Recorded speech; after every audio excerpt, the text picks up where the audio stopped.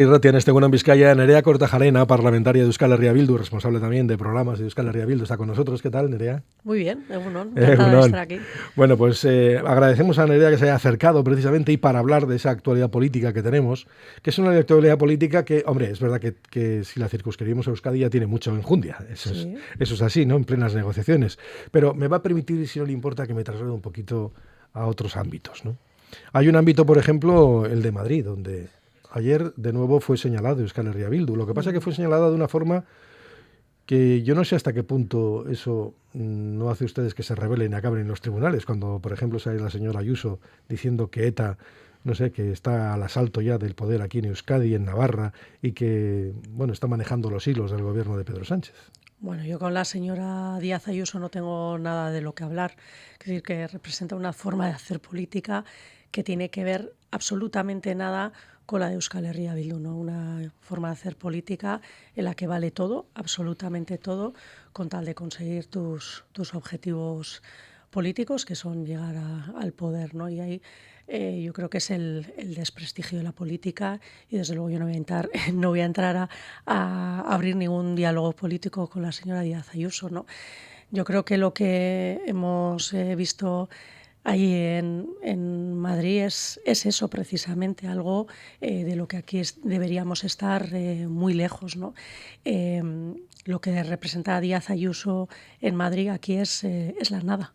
Es la nada, la ciudadanía ha decidido que sea absolutamente irrelevante e insignificante, ¿no? Y creo que además desde aquí y desde otra forma de hacer política que tenemos desde aquí, deberíamos de ser muy conscientes de que además ese PP que representa la señora Díaz Ayuso, que por cierto, ayer vimos clarísimamente que no se diferencia en nada con Vox, que son un bloque, que funcionan igual, que tienen la misma forma de hacer política y que además buscan los mismos objetivos, pues no los necesitamos para nada porque aquí tenemos otras mayorías que nos permitirían avanzar en derechos, avanzar en autogobierno, avanzar en muchos sentidos que representan absolutamente lo contrario de lo que representa ese bloque reaccionario, ¿no? Y por eso a nosotras también nos preocupan esas voces que últimamente escuchamos en las que se marca cierta equidistancia, ¿no? En la que se plantea que una cosa es Vox y otra cosa es el PP, como que son dos cosas diferentes, y nos preocupa también esos mensajes que hemos escuchado aquí, tanto del Partido Nacionalista Vasco como del PSE, señalando pues, que no hay ningún inconveniente en llegar a acuerdos con el Partido Popular, que una cosa es Vox, que otra cosa es el Partido Popular. Y es que el Partido Popular es esto que vimos ayer, ¿no? Con lo cual creo que deberíamos ser muy conscientes del momento que se nos viene encima, de los peligros que se nos acechan. El propio Manuel Pradales señalaba en septiembre en el Pleno de Política General pues que podían venir tiempos oscuros, ¿no? para nuestro país, para nuestras gentes, y esos tiempos oscuros van a llegar de mano de Isabel Díaz Ayuso y las que le rodean, ¿no? Por eso deberíamos ser muy conscientes, intentar hacer política de otra manera, ¿no? Dejando de lado esos bloques reaccionados y entendiendo que el enemigo es ese. El enemigo es ese bloque reaccionario y autoritario que representan los dos, PP y Vox, porque son lo mismo. ¿En algún momento se han planteado desde Euskal Herria Bildu el presentar una denuncia? Porque a ustedes les acusan de terroristas, bueno, incluso ya confundiendo, ¿no?, lo que fue ETA o lo que fue o lo que es Euskal Herria Bildu. Nosotras estamos muy centradas en lo que es nuestro proyecto político. Tenemos un proyecto político muy sólido, la gente nos reconoce.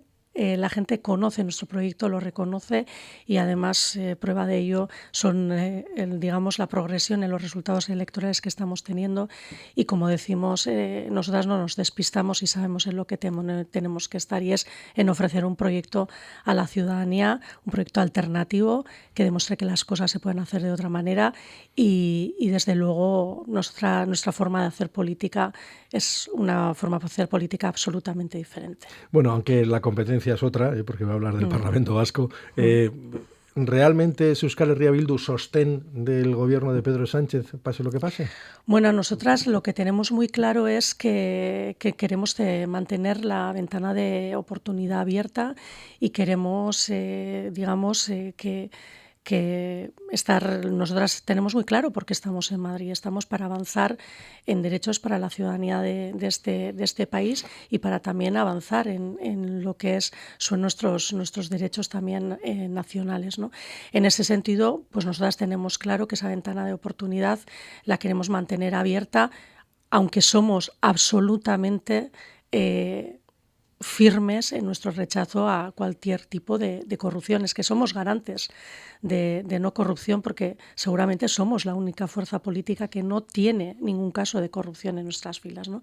Entonces, siendo muy conscientes y siendo muy firmes en esa posición contra la corrupción, contra este tipo de escándalos que estamos escuchando, tampoco se nos escapa que en Madrid lo que hay es una operación política para, recuperar ese régimen del 78 y en ese sentido nosotras ya hemos dicho una y otra vez que aquí la solución pasa por poner en marcha una agenda democrática y una agenda plurinacional que creemos que ese debería ser el camino, ¿no? Y creo que en ese sentido nosotras somos muy claras y así nos hemos manifestado ya hasta ahora y así lo seguimos haciendo.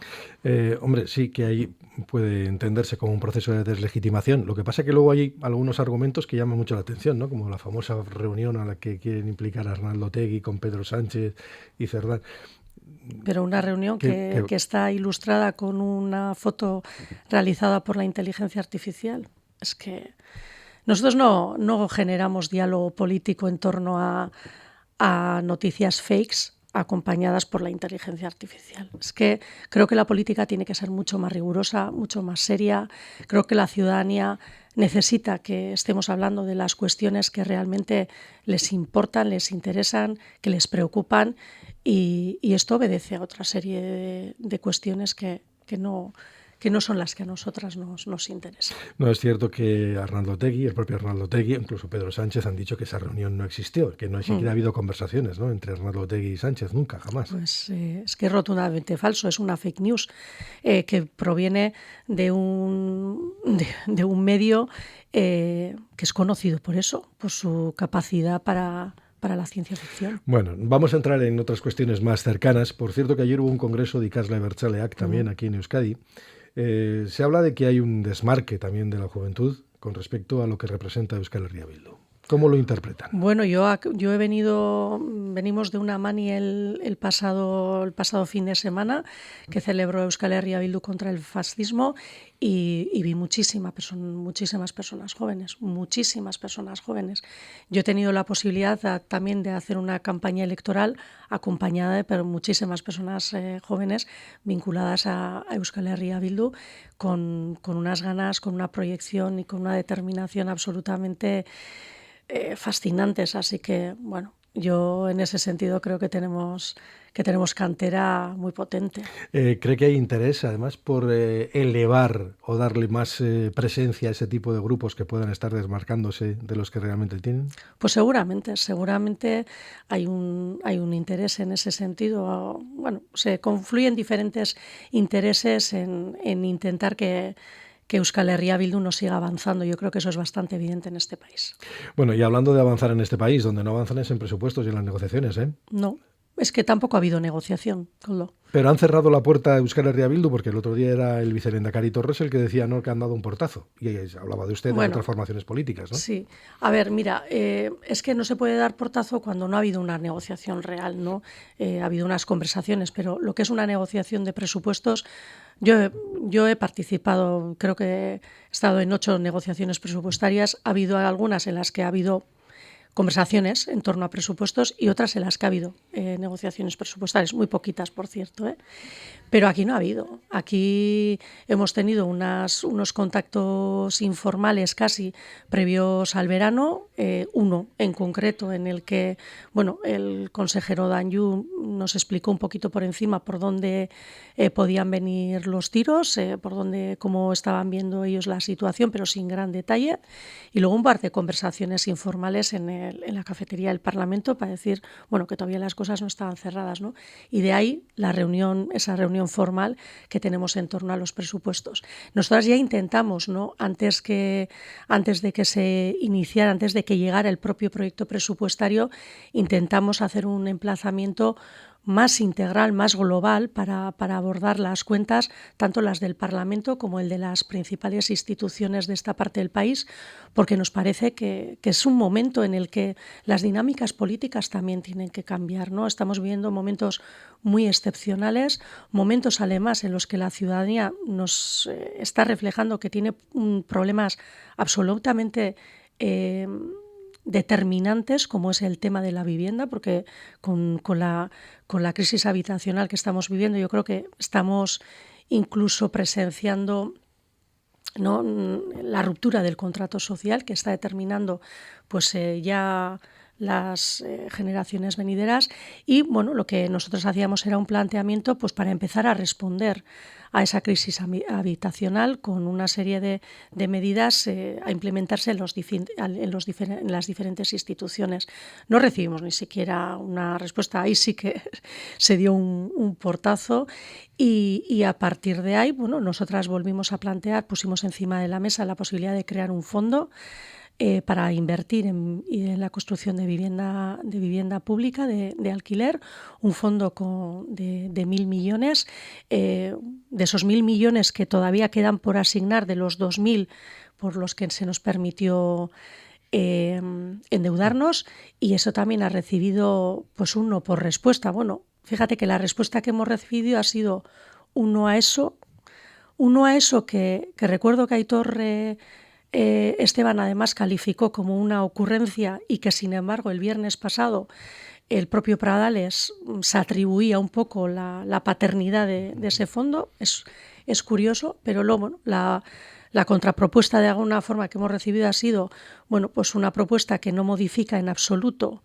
el proyecto presupuestario y que además nos obliga a hacer un trágala con una ley, la ley de medidas urgentes en torno a la vivienda, que nosotras hemos considerado una contrarreforma a la que hemos presentado 47 enmiendas que han sido todas arrolladas por la mayoría absoluta, ¿no?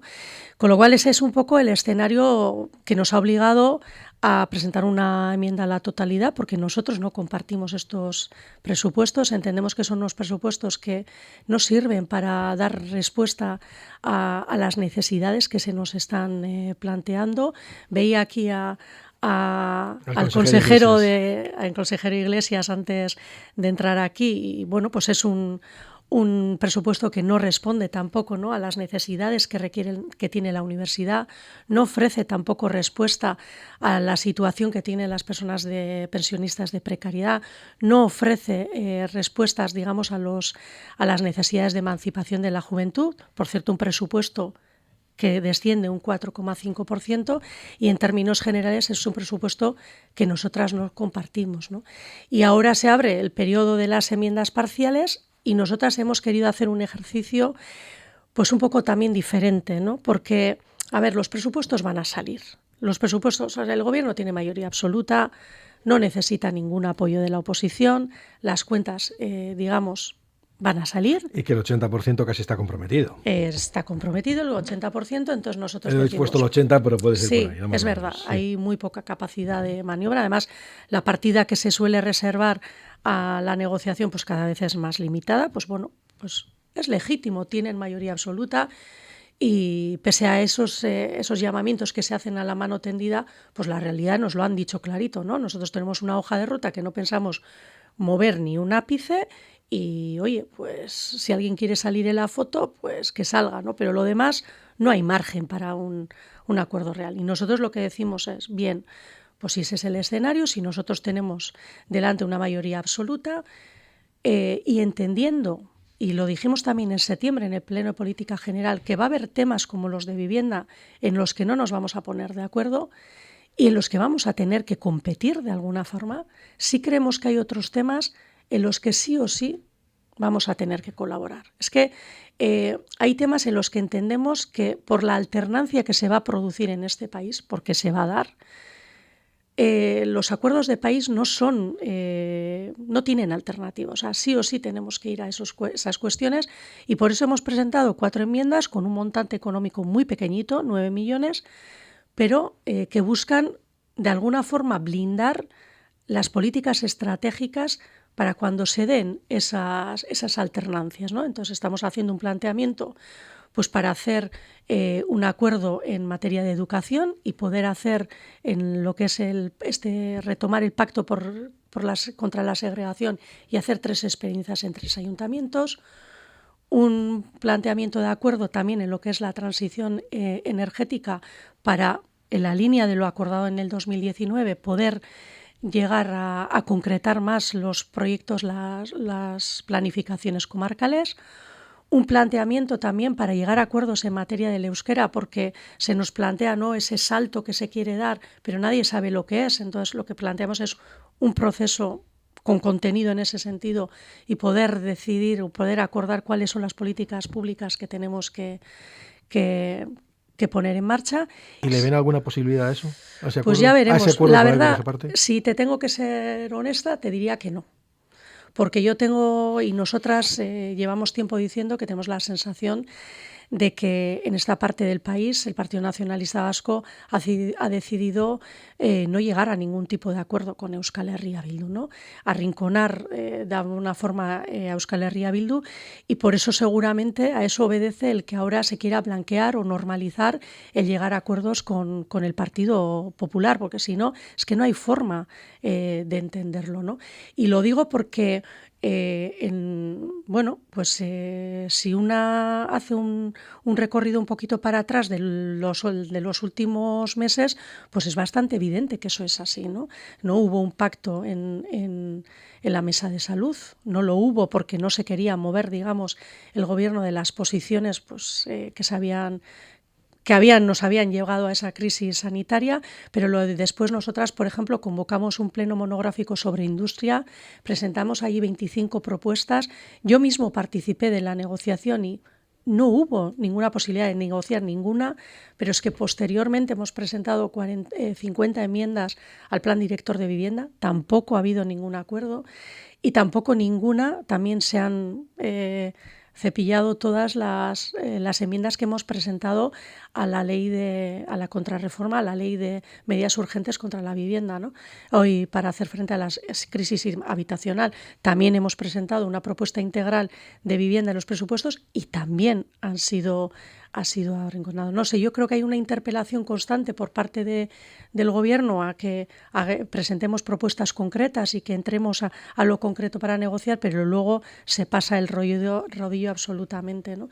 Y yo creo que esa es la realidad. Por eso digo que no estoy muy esperanzada, pero sí creo que el momento nos lleva a entender que va a haber algunas cosas en las que vamos a competir y va a haber algunas cosas en las que sí o sí tenemos que colaborar porque los tiempos son muy complicados. Lo que sí observo, por lo que dice, es que ve muy fuerte la unión PNV-Partido Socialista de Euskadi, a pesar de que se han hecho interpretaciones de que podría haber una izquierda alternativa y demás. Bueno, yo veo una unión interesada. Yo siempre he visto como un matrimonio de conveniencia. Fuerte, pues la verdad es que no lo tengo tan claro, porque lo que veo es que cada vez es más evidente que son 2 fuerzas políticas que tienen diferencias sustanciales en cuestiones que son estratégicas, que son absolutamente estratégicas, y lo vemos en el euskera, lo vemos en materia de vivienda, lo vemos en materia migratoria, lo vemos absolutamente en muchísimas cuestiones. Algunas veces da por pensar que les une, y es fácil identificar que les une, y es el mantenerse en ese poder. Por cierto, ya que ha mencionado materia migratoria, ¿qué le parece el que ahora la Consejería de Seguridad de la denominación de origen de los delincuentes? Pues me parece muy mal. Así se lo hicimos saber al consejero Zupiría hace 15 días y lo vamos a llevar a debate el próximo jueves también en el Parlamento.